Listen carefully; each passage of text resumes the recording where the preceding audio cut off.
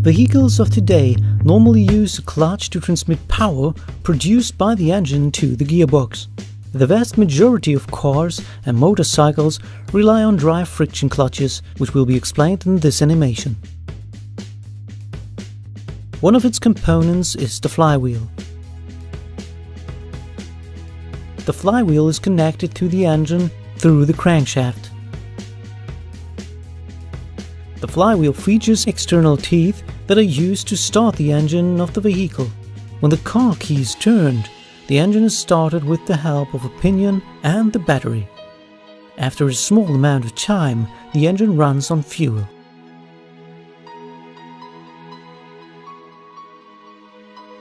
The flywheel is equipped with a friction surface. The clutch disc has friction surfaces too. When the friction surface of the flywheel and the friction surface of the clutch disc are brought into contact with each other, the clutch disc rotates.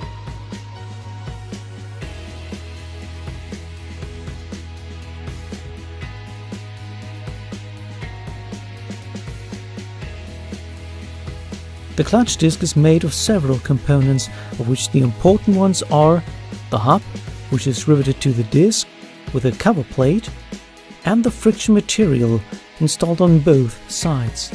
In the past, friction material was made of asbestos and other harmful substances. Today, friction surfaces are made of ceramics and substances that provide a high coefficient of friction.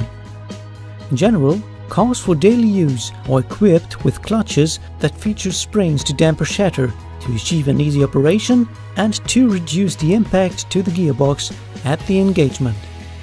The clutch disc is connected to the gearbox through the gearbox shaft. Consequently, the wheels of the vehicle only rotate when the flywheel is in contact with the clutch disc.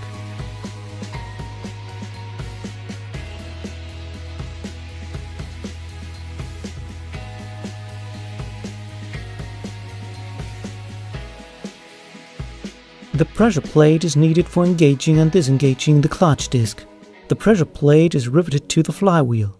As a result, the pressure plate rotates when the flywheel rotates.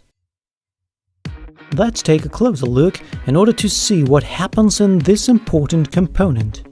A clutch release bearing is positioned in front of a diaphragm spring.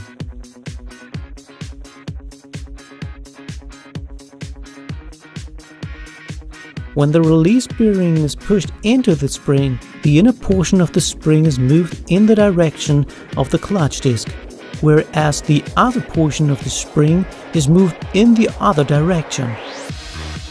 Consequently, the clutch is disengaged because the pressure disc is mounted in a flexible manner to the casing.